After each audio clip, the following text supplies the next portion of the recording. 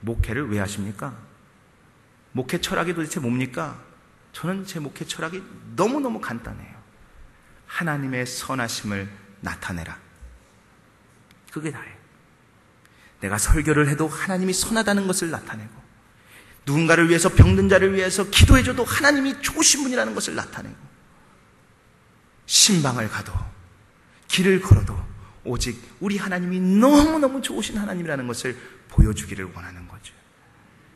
우리 교회를 볼 때 사람들은 야, 하나님은 정말 좋으신 분이구나, 야, 정말 하나님은 위대하시구나, 그렇게 하나님께 찬양을 드리는 그러한 아름다운 교회가 되기를 예수님의 이름으로 축원합니다.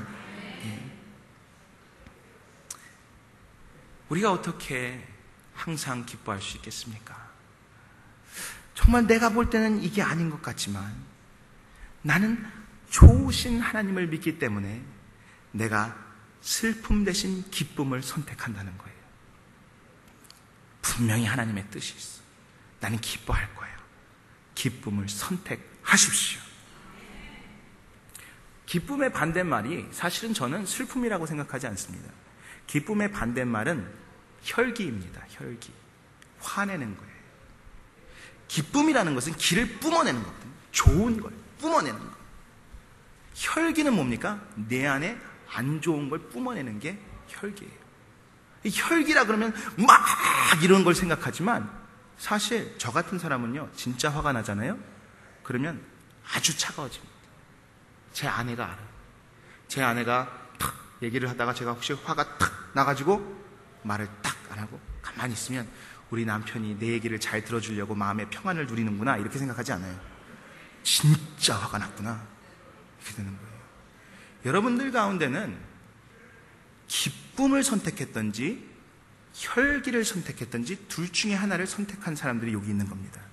내가 겉으로 나는 기뻐 이렇게 하지 않아도 내 안에 화가 있는 거예요. 누르고 있는 거예요. 기쁨이 없다는 것은 뭐예요? 혈기가 있다는 거예요. 여러분, 혈기를 선택하지 마시고 기쁨을 선택하게 되시기를 예수님을 축원합니다. 제가 좋아하는 재밌는 노래가 있어요. 싱글 싱글 싱글 싱글 벙글 벙글 벙글 벙글, 알아요? 네. 싱글 싱글 벙글 벙글. 기뻐하는 거예요. 왜? 내 하나님이 너무나 좋으신 분이기 때문에 나는 기쁨을 선택할 수밖에 없는 거지. 여러분이 집에 갔는데 여러분의 자녀들이 고민을 푹푹 하면서 인생은 힘든 거야, 어려워, 이럴 때 네가 철이 들었구나, 그래 잘한다, 그래요? 아니죠. 야, 너 이렇게 좋은 부모와 함께 사는데 뭐가 그렇게 고민이 많냐? 네가 뭐가 고민이 있냐? 기뻐해라. 아이가 기뻐하는 걸 보면 좋은 거예요. 내가 혹시 막 기쁜 일이 없고 막 힘이 들다가도 집에 왔는데 우리 아이들이 막 재밌게서 하고 좋아하면 내 마음이 풀리는 거예요. 아이고 좋다, 이렇게 되는 거예요. 여러분, 하나님 앞에서 기뻐하십시오. 그것이 하나님을 찬양하는 것이고 그것이 하나님께 영광이 되는 줄 믿습니다. 성경에 보니까요, 참 재밌는 말씀이 있는데 그게 뭐냐면 성령의 열매예요. 성령의 열매는 사랑, 희락, 화평, 오래 참음, 자비, 양선, 온유, 충성, 절제, 이렇게 돼 있어요. 그런데 성경에 절대로요, 성령의 열매는 심각합니다 라고 되어 있잖아요. 그런데 이상하게 보면 사람들이요, 예수님을 믿으면서 성령의 열매를 심각함으로 보는 것 같아요. 그래서 좀 더 얼굴이 근엄하고 좀 더 얼굴이 심각해서, 예수 믿어요, 예수. 안 믿으면 죽어요, 지옥 가요. 걸을 때도 천천히 근엄하게 걸으면 야, 저 사람은 성령 충만한가 보다. 전혀 성경은 그렇게 말하잖아요. 성령 충만한 사람은 기쁜 사람이에요. 할렐루야. 사랑과 희락, 그랬잖아요. 하나님의 나라는 어떤 것이에요? 먹고 마시는 것이 아니라 의와 희락과 화평이라 그랬잖아요. 기쁨이 넘치게 되시기를 예수님을 축원합니다. 예배 드리러 와서 기쁨을 선택하세요. 지금도 여러분은 기쁨을 선택하든지 다른 것을 선택하든지 둘 중에 하나를 하고 있는 거예요. 지금 말씀을 들으면서 여러분은 선택하고 있는 거죠. 아, 내가 저 말씀을 들으면서 기쁘게 들어야지, 잘 들어야지, 재밌네. 이야, 저 목사 진짜 설교 잘한다. 이러면서 들으면 그것을 선택한 거예요. 그런데 다 아는 얘기고, 아이고 뭐 까부네 까불어 이러고 있으면 그냥 그렇게 들리는 거예요. 결국 누가 하는 거예요? 자기가 선택하는 거예요.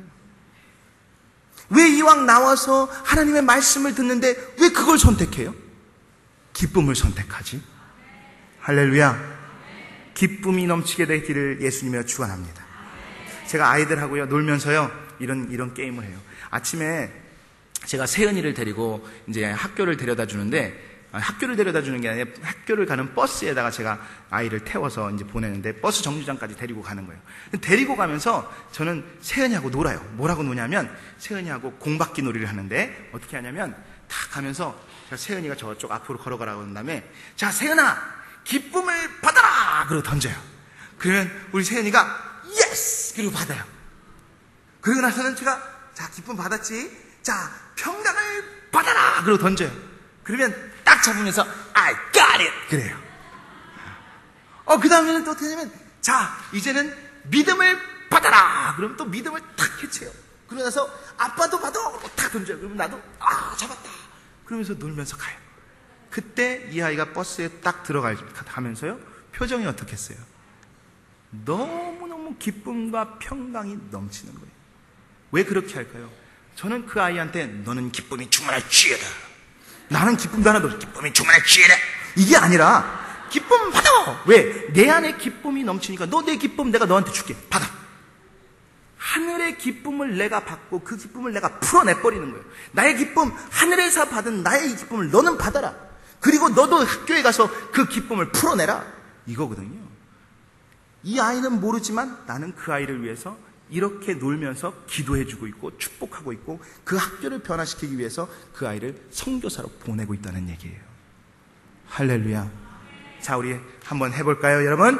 자, 제가 여러분에게 기쁨을 던지겠습니다. 잘 받으십시오. 자! 할렐루야. 받는 사람이 있는가 하면 꼭 2명 안 받는 사람이 있어요. 자, 평강을 던집니다. 받으세요. 할렐루야. 자, 이번에는 하나님의 사랑을 던집니다. 할렐루야. 어때요? 막 갑자기 마음에 기쁨이 막 충만해지죠? 평강이 있죠? 즐거움이 있죠? 하나님 앞에는 즐거움이 있고 기쁨이 있는 거예요. 여러분 절대로 심각해지지 마세요.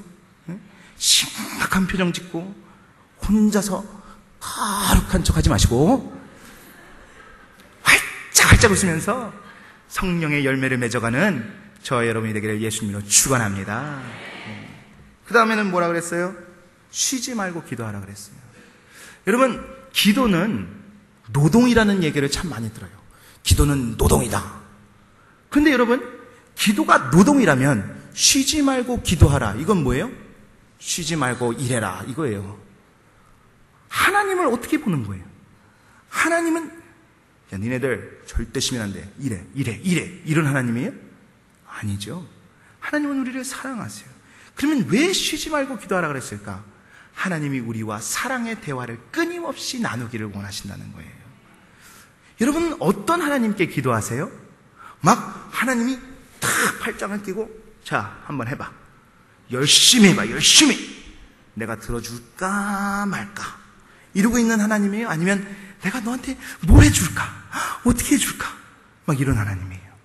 좋으신 하나님을 바라보는 사람들은 하나님 앞에 쉬지 않고 기도할 수 있는 줄 믿습니다. 기도의 스타일이 있어요, 물론. 그런데 여러분, 우리가 부르짖고 막 간절히 막 기도하는 것, 그것도 너무 중요해요. 왜요? 마음을 다해서 전심으로 나를 찾으라, 그러면 내가 나를 만나리라 그랬어요.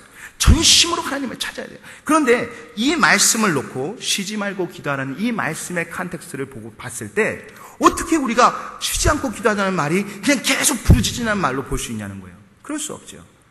쉬지 말고 기도하라는 것은 하나님과 늘 대화하라는 거예요. 중요한 게 있어요. 여러분, 어떤 사람들은요, 기도 자체를 목적으로 삼아요. 기도를 하고 성경을 보는 것은 목적이 아니에요. 그건 수단일 뿐이에요. 기도와 성경을 통해서 살아계신 하나님을 만나야 되는 거예요. 그게 목적이에요. 무슨 말인지 아시겠죠? 어떤 사람이 그래요. 저 기도 많이 해요. 그래서 뭐 어쨌다는 거예요. 나는 기도 많이 하는 게 중요한 게 아니라 내가 기도를 통해서 하나님을 만나요. 하나님의 음성을 들었어요. 하나님과 대화해요. 이것이 중요하다는 거예요. 그러면 정말로 기도하는 사람들은 어떻게 될까요? 변해요. 어떻게? 하나님처럼 변해요. 정말로 그 좋으신 하나님, 그 하나님, 사랑의 하나님 앞에서 내가 시간을 보내고 나왔는데 나오면서 화가 팍팍팍 나겠어요? 아니요. 사랑하는 마음, 용서하는 마음, 축복하고 싶은 마음이 넘쳐나게 되는 거죠. 좋으신 하나님과 시간을 보냈기 때문에. 그래서 여러분이 기도를 많이 한 후에 나오는데 내 마음이 어떤가를 살펴보세요. 기도를 하고 나오는데 정말 다른 사람들이 너무 예뻐 보이고 사랑스러워지고 축복하고 싶고 정말 불쌍히 여기는 마음이 있다면 그건 정말로 제대로 기도해서 하나님을 만난 거예요. 그렇지 않다면 기도하고 나왔는데 가슴이 답답하고 꽉 막혀있고 이건 뭐냐? 기도라는 행위, 종교적 행위만 채우고 나왔다는 거죠. 하나님을 만나게 되시기를 예수님을 축원합니다. 저는 저희 아내와 같이 이야기하는 게 너무너무 좋아요. 제 아내가 잘 모르는 사람들한테 말을 많이 안 하는데 저한테는 말을 얼마나 많이 하는지 몰라요. 잘 때도요 깨워가지고 막 얘기를 해요. 그러면 어쩔 때는 새벽 2시에 잠깐 눈을 떴는데 떴어? 그래서 막 시켜가지고 또 막 말 막 걸어요. 그러면 새벽 기도 갈 때까지 계속 얘기를 듣다가 가는 거예요. 그런데 저는 솔직히 얘기해서요 저희 와이프한테는 얘기하지 마세요. 저희 와이프가 저한테 밤에 막 졸고 있는데 막 얘기하잖아요.